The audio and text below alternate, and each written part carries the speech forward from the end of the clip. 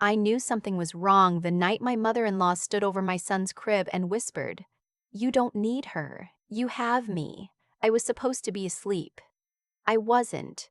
I want to start there, because that moment, that one quiet, ugly sentence is where everything began to unravel. But to understand why it broke me the way it did, you have to understand where I was 6 weeks before that night. My name is Tessa. I was 28 years old, 3 weeks postpartum, and so exhausted I once poured orange juice into my coffee and didn't notice until I'd already taken a sip. My husband Neil worked in logistics, long hours, occasional overnight shifts, the kind of job that sounds steady until you're alone at 2 in the morning with a baby who hasn't stopped crying since dinner. Our son Eli was beautiful. He was also, as our pediatrician gently put it, a high-needs infant. Colic. That's the word they use. It's a soft word for something that isn't soft at all. Eli would scream from roughly 9 at night until 3 or 4 in the morning, every single night for weeks. Not fussing, screaming. The kind of crying that makes your chest tighten because you've tried everything. Fed him, changed him, rocked him, driven him around the block at midnight, and nothing works, and you start to wonder what kind of mother can't comfort her own child. I was that mother. Every night. My own mom had passed away 2 years before Eli was born. Breast cancer. Fast and cruel. She never got to meet him. There were so many nights in those early weeks when I'd be sitting in the dark with Eli against my chest, both of us crying, and I'd think, "Mom, I really need you right now." Neil's mother, Gloria, had offered to help from the day we brought Eli home. She lived about 40 minutes away in Naperville, close enough to come over without it being a whole production, far enough that we could breathe. She'd raised 3 kids. She had opinions and she shared them freely, but I was grateful, mostly. I was drowning, and she was a life raft.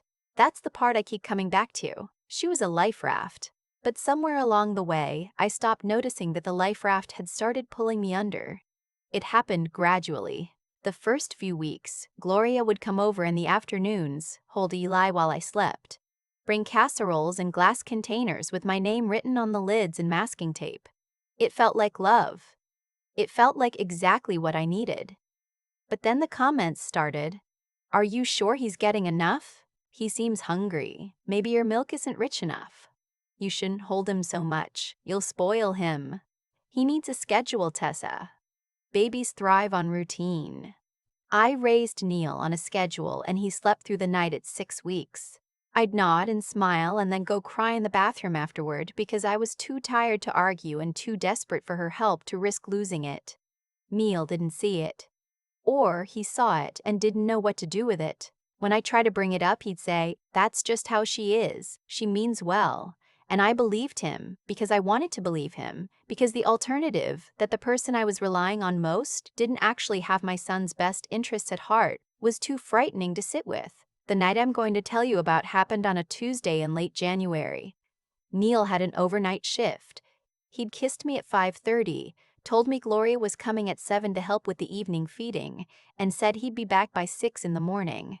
I remember watching his truck pull out of the driveway and feeling this very specific kind of loneliness. Not just being alone, but being alone with something I didn't know how to handle. Gloria arrived at 7, like clockwork. She was in good spirits. She'd brought soup, chicken noodle, homemade, the kind that takes all day. We ate at the kitchen table while Eli slept in his bouncer between us, and for a little while it was almost nice. Normal. 2 women eating soup in a warm kitchen, waiting for a baby to wake up. He woke up at 8:15, and the screaming started almost immediately. We took turns. She'd walk him, I'd walk him, we'd switch. An hour in, I was so tired I could feel it in my back teeth. Gloria told me to go lie down. She'd handle it. I hesitated. She looked at me with that particular expression she had, the one that was patience and impatience at the same time, and said, "Tessa, go. Rest. That's why I'm here." So I went. I didn't fall asleep right away.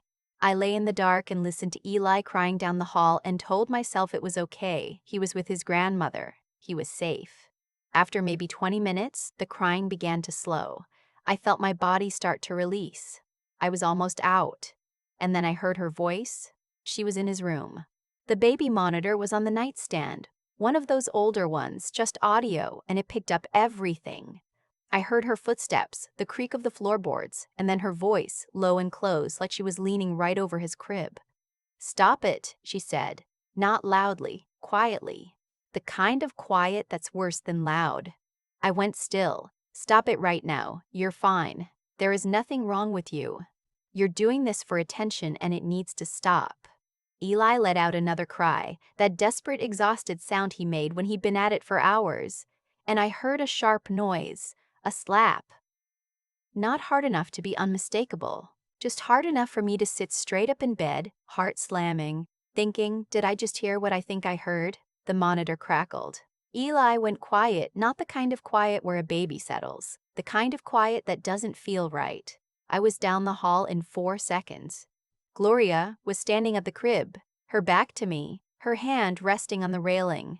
She turned when I came in and her expression didn't change. That's what I remember most. Her expression didn't change. "He just needed a firm hand," she said. "He's fine. Go back to bed." I looked at Eli. He was lying on his back, staring at the ceiling, silent in a way that sent ice through my chest. There was a mark on his cheek, faint, pink, the size of 2 fingers. I picked him up. My hands were shaking. "What did you do?" I patted his cheek, to break the cycle. "My mother did it with me and I did it with Neil. It's not harmful." I want to tell you that I said something powerful in that moment. I want to tell you I stood my ground, told her to get out, handled it with the clarity that only comes in retrospect. But the truth is I was 28 years old, 3 weeks without a full night's sleep, alone in my house in the middle of the night with a woman I'd been depending on to survive the last month of my life, and I didn't know what was real. So I said, "I think you should go home." And she did. She gathered her coat and her purse and she went. And at the door she turned and said, "You're going to be very sorry you treated me like this." And then she left. I stood in Eli's room for a long time after that. His cheek had faded. He'd fallen asleep in my arms, finally, exhausted. I kept touching his face very lightly with the tip of my finger. Checking, just checking. I didn't sleep that night. When Neil got home at 6, I told him what happened. I told him everything. The words, the sound, the mark on Eli's cheek. He listened. He sat at the kitchen table and he listened, and when I was done, he was quiet for a moment. Then he said, "Tessa, she probably tapped his cheek to startle him out of it. A lot of older people do that." There was a mark, Neil. Babies mark easily. I looked at my husband. I loved my husband. And in that moment, I realized that he was going to choose not to believe me, and that I was completely on my own. I took Eli to the pediatrician that afternoon. I described the mark, which had faded enough by then that it wasn't visible, and described what I'd heard. The doctor, a woman in her 50s named Dr. Wynne, listened carefully. She examined Eli. She didn't dismiss me. "Trust your instincts," she said. "Document everything. If you believe your child is being harmed, you have every right to act on that." I started documenting that day. Over the next week, Gloria called repeatedly. Neil took the calls. There were conversations I wasn't included in. One evening, he sat down across from me and said, "She wants to apologize. She says she shouldn't have lost her patience and she's sorry." An apology, not a denial, an apology. I wrote that down too. I told Neil I didn't want Gloria alone with Eli. He agreed, reluctantly. He didn't tell her that. He just started finding reasons she couldn't come over when he wasn't home. I don't know if he believed me or just didn't want the conflict. Either way, for a few weeks it worked, and then Neil had a work trip. 4 days in Memphis, non-negotiable. He was apologetic. He lined things up, a neighbor who'd offered to help, a part-time postpartum doula we couldn't really afford, but I insisted on, and his mother, who would come by in the mornings to give me a few hours of rest. I said no. Neil said it would be fine. I said I didn't feel safe with her alone with Eli. Neil said, "She's his grandmother, Tessa. She made a mistake. Are you really going to keep him from his grandmother over one night?" I said yes. That was exactly what I was going to do. We argued about it for 2 days. In the end, Neil left for Memphis and did not ask Gloria to come. But he did call her, I found out later, and tell her that I was struggling and that if she wanted to stop by to check on us, she should. She came on the second morning. I didn't answer the door. She had a key. I hadn't known that. Neil had given her a key months before Eli was born, just in case, and had never mentioned it to me. She let herself in while I was in the shower. When I came out, she was in the kitchen holding Eli, feeding him a bottle of formula she brought with her. Eli was taking it. He'd been fussy about the bottle for weeks, refusing it, spitting it out, and here he was, taking it from her without a fight. He was hungry, she said. He's breastfed. He didn't need. He was hungry, Tessa. You weren't there.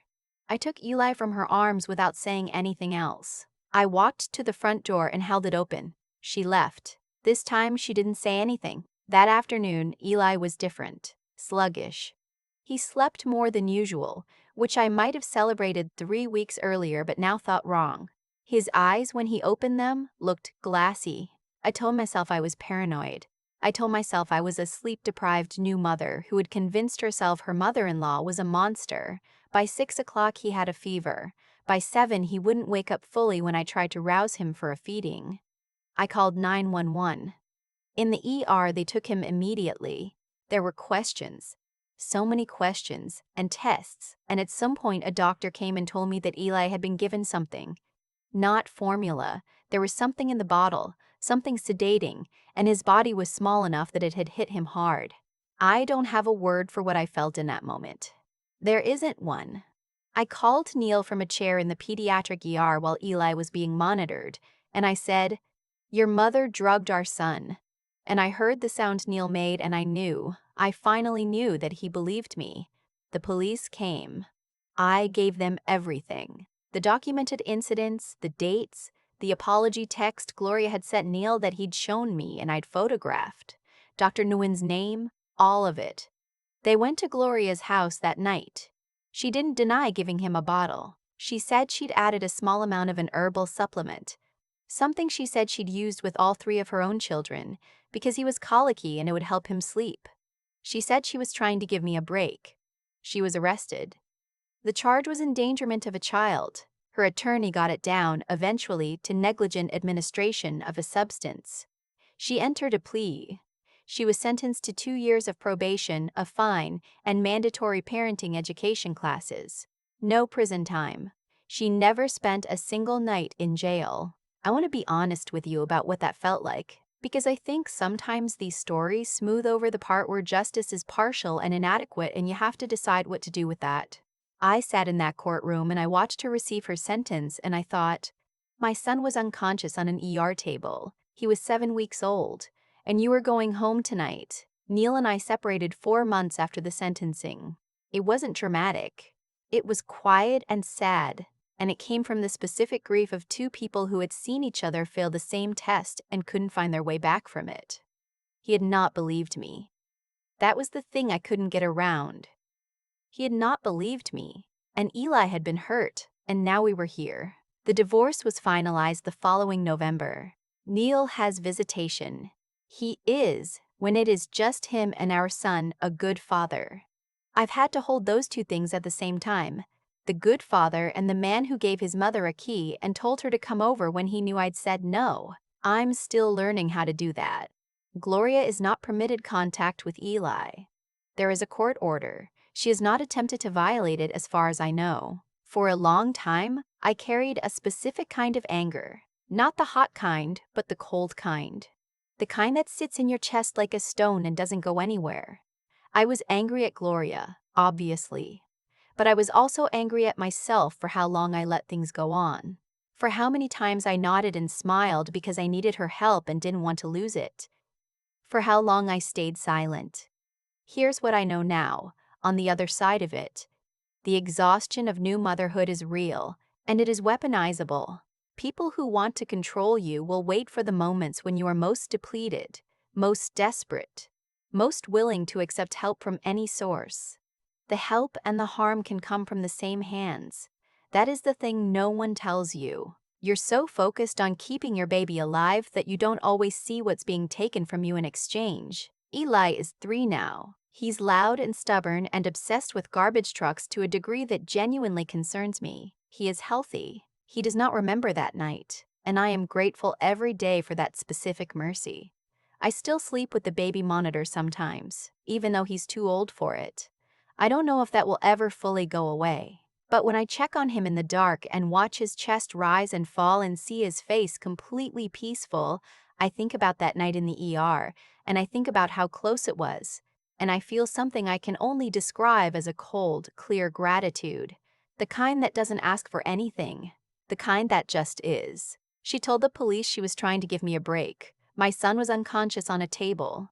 She's out there somewhere, attending her parenting classes, paying her fine in installments, living her life. And I'm here, with him. That's enough. Most days, that is exactly enough. I think about the version of me who stood at that ER window watching nurses move around my son, and I wonder what she would have said if you told her it would end the way it did. Not with fireworks, not with the kind of justice that feels clean and complete.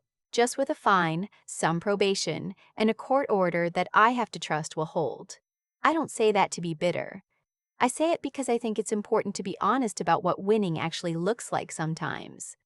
It looks like your son is alive. It looks like you're the one who gets to take him home. What I know now is that I did two things right, and I want to name them plainly because I think they matter more than any single dramatic moment in this story. The first is that I paid attention. Not in a paranoid way, in a clear-eyed way. When something felt wrong, I didn't talk myself out of it to keep the peace. I'd done that for weeks and it cost us. But when I heard that sound through the monitor, something in me chose to trust what I knew instead of what was convenient. That's not instinct exactly. It's something you build, a habit of taking yourself seriously even when everyone around you is suggesting you shouldn't.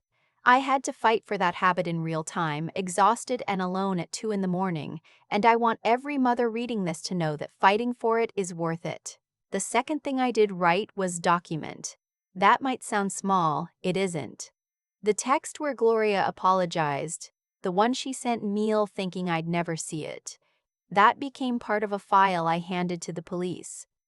The date I called Dr. Nguyen, the details I wrote down on my phone the morning after the first incident, sitting in the kitchen while Eli slept and my hands were still shaking. None of it felt powerful in the moment. It felt like the only thing I could do. But it turned out to be exactly enough. There's a version of the story where I stayed silent because I was afraid, or because I was too tired, or because I needed her help too badly to risk losing it. I understand that version.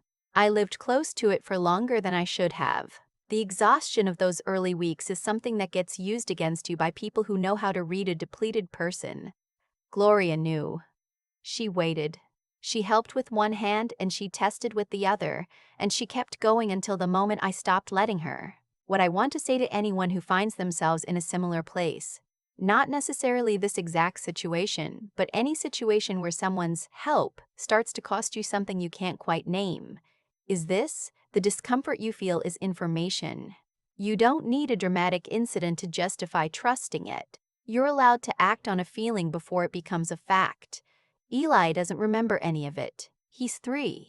He thinks the world is made of garbage trucks and mac and cheese and the particular spot on my shoulder where he puts his head when he's tired. He is completely, thoroughly fine. I built that. Even when I was barely standing. Even when no one believed me. That's the thing I hold on to on the hard days. Not what was done to us. What I did anyway.